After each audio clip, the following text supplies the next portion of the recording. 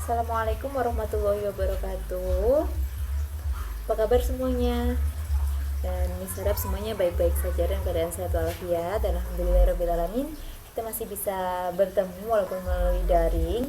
Dan kali ini Miss memegang untuk mata pelajaran perencanaan dan pengelolaan usaha wisata bahari dan ekowisata. Nah, untuk yang pertama yang akan Miss jelaskan adalah memberikan informasi produk wisata kepada pelanggan. Dan sebelumnya kita akan membahas terlebih dahulu tentang produk. Dan produk memiliki beberapa yang harus kita jelaskan, yang kita pahami bersama, yaitu yang pertama mengenal produk wisata, yang kedua adalah macam-macam produk wisata, selanjutnya memberikan informasi produk wisata kepada pelanggan, dan yang terakhir pemasaran produk wisata. Yang pertama yang akan kita bahas adalah mengenal produk wisata. Nah, apa sih itu produk wisata? Apa kalian sudah tahu? Produk, biasanya kalau memang di perusahaan lain, misalnya makanan dan minuman, produknya itu makanan dan minuman itu sendiri. Misalnya ada ciki-ciki dan lain sebagainya ya, saya tidak menyebutkan. Tapi untuk di wisata, produk wisata ini merupakan sesuatu yang dapat ditawarkan kepada wisatawan untuk mengunjungi suatu daerah tujuan wisata. Produk wisata dapat berupa alam, budaya, dan buatan manusia. Nah, di sini sudah ada gambarnya. Kuta Beach Bali ini merupakan produk wisata alam, dan ini ada Monumen Bom Bali.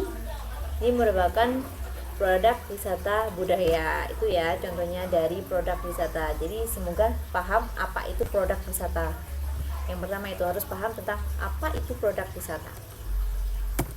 Nah, selanjutnya ini ada ciri-ciri produk wisata. Yang pertama, tidak dapat disimpan. Kenapa tidak dapat disimpan? Yang tadi sudah saya jelaskan bahwa produk wisata misalnya ada pantai, ada monumen. Bisa tidak kita menyimpan monumen? Kan tidak bisa. Mungkin kita bisa menyimpannya dalam bentuk foto. Nah, itu kenapa.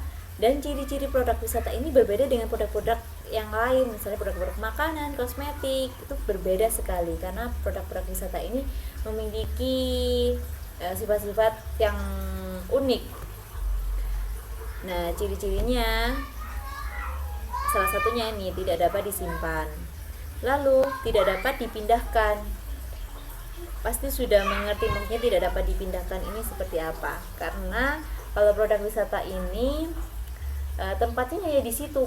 Kalau pantai itu jadi pantai, jadi tidak bisa dipindahkan kecuali seperti museum mungkin bisa dipindahkan, tapi tidak bisa dibawa pulang.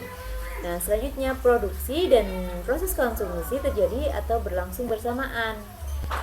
Kenapa dibilang seperti itu?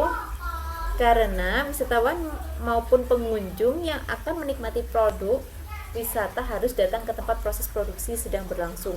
Tanpa keberadaan pembeli untuk mempergunakan atau menikmati jasa-jasa tersebut, tidak akan terjadi produksi. Jadi kita kalau ingin mengonsumsi atau melihat pantai, kita harus datang ke pantai. Kalau kita ingin melihat gunung, ya harus datang ke gunung. Tidak bisa dicicipi dulu. Nah, ini nanti selanjutnya. Nah, selanjutnya ini tidak ada standar ukuran yang pasti atau objektif. Maksudnya apa? Karena dibuat untuk memenuhi kebutuhan dan keinginan pengunjung, dan setiap orang ini memiliki status sosial pembelinya berbeda-beda, tempatnya berbeda-beda. Jadi seperti harga HTM masuk di pantai, walaupun pantainya sama-sama pantai dan berpasir ya. Tapi misalnya di Malang, satu daerah dan daerah yang lain itu memiliki harga yang berbeda. Itu maksudnya standar ukuran yang pasti atau objektif. Tidak ada standar ukuran yang pasti atau objektif. Itu pasti berbeda-beda. Lalu selanjutnya pelanggan tidak dapat mencicipi produk itu sebelumnya. Misalnya kita mau ke Gunung Ijen di Banyuwangi, kita tidak bisa mencicipinya. Kita harus langsung ke sana untuk melihatnya, tidak bisa dicicipi dulu. Bukan seperti makanan yang bisa dicicipi dulu, ada testernya. Tapi kalau untuk wisata tidak ada testernya. Selanjutnya ini pengelolaan produk wisata mengandung resiko besar. Kenapa disebut seperti itu? Karena ini ya, usaha pariwisata memerlukan investasi yang sangat besar, sedangkan permintaan sangat peka terhadap perubahan kondisi ekonomi, politik, keamanan, dan sikap masyarakat.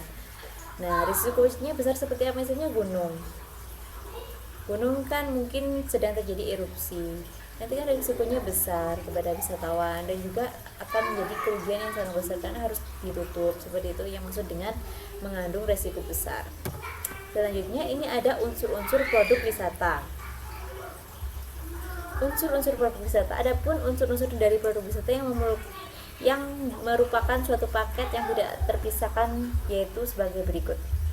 Yang pertama, turis objek atau objek wisata yang terdapat pada daerah-daerah tujuan wisata yang menjadi daya tarik orang-orang untuk datang berkunjung ke daerah tersebut. Itu ya, objek wisata. Misalnya apa? Ini ada Pantai Kuta, sudah saya berikan gambarnya di sini, Pantai Kuta. Terus fasilitas yang diperlukan di tempat tujuan tersebut seperti akomodasi. Nih misalnya Hard Rock Hotel, Hard Rock Cafe. Nah, terus ada transportasi yang menghubungkan negara asal wisatawan dengan daerah tujuan atau dari objek satu ke objek yang lain, misalnya bandar udara, transportasi pesawat begitu. Jadi dari satu unsur ke unsur yang lain, unsur-unsur pariwisata ini menjadi satu kesatuan yang tidak dapat dipisahkan. Misalnya kita mau pergi ke Jakarta, mau ke Monas. Nah, tulisan objek atau objek wisatanya apa? Yaitu Monas. Dan fasilitas yang diperlukan nanti seperti apa? Ada makan dan minum, kita perlu makan dan minum nanti di sana. Lalu akomodasi yang mungkin ingin menginap, perlu akomodasi, dan transportasi yang digunakan apa? Misalnya kita naik kereta atau naik pesawat. Jadi satu kesatuan itu tidak bisa dipisahkan, nggak bisa kita hanya mengambil objek wisata dan fasilitas saja tanpa ada transportasi, kan nggak mungkin kita jalan kaki ke sana. Mungkin kita mengambilnya cuma objek wisata dan transportasi saja tanpa fasilitas, kan tidak mungkin, kan di sana kita juga butuh makan dan minum seperti itu. Dan jika kita hanya mengambil fasilitas dan transportasi saja tanpa ada turis objek, itu namanya bukan berwisata gitu ya. Lalu selanjutnya ini ada komponen produk wisata. Komponen produk wisata ini apa saja? Yang pertama ada atraksi wisata. Yang sudah pernah saya jelaskan di kelas 10. Ini atraksi wisata, ada atraksi wisata alam, ada atraksi wisata buatan, dan ada atraksi wisata budaya. Misalnya wisata alam tadi ada gunung, pantai, air terjun, danau, dan lain sebagainya. Lalu ada atraksi wisata buatan manusia seperti theme park gitu ya. Jadi lebih ke yang dibuat oleh manusia, buatan manusia itu sendiri. Theme park, terus kolam renang, itu kan buatan manusia.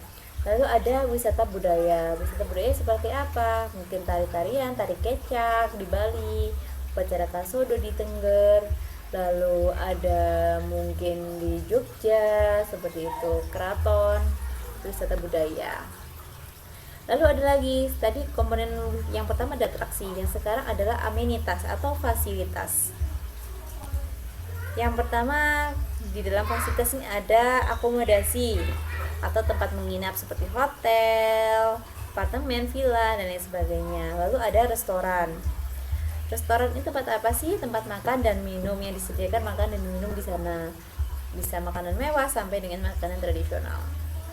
Terus ada transportasi di suatu atraksi. Misalnya apa nih? Bisa seperti delman, itu kan atraksi berupa transportasi, ski, salju, ski. Terus ada selancar, papan surfing, itu fasilitasnya. Lalu ada retail outlet. Retail outlet ini apa? Misalnya toko, souvenir shop, agen perjalanan, seperti itu namanya retail outlet. Yang masuk di sana adalah itu. Dan pelayanan lain, misalnya salon kecantikan, pelayanan informasi, terus ada lagi hospital dan lain sebagainya, itu masuk. Lalu selanjutnya, selain atraksi wisata dan amenitas atau fasilitas, di sini ada aksesibilitas. Misalnya jalan infrastruktur yang bagus, sudah pada udara, terus aksesibilitas yang lain, peraturan transportasi, terus ada jalur rute, tersedia jalan dan lain sebagainya. Itu yang namanya dengan aksesibilitas. Terus ada pencahayaan sudah diterangi oleh listrik, lalu telekomunikasinya sudah bagus, itu juga termasuk. Jadi itu dulu yang Miss jelaskan untuk pertemuan pertama ini. Jadi silakan dipahami, jika memang kurang paham bisa bertanya. Terima kasih atas perhatiannya. Wassalamualaikum warahmatullahi wabarakatuh.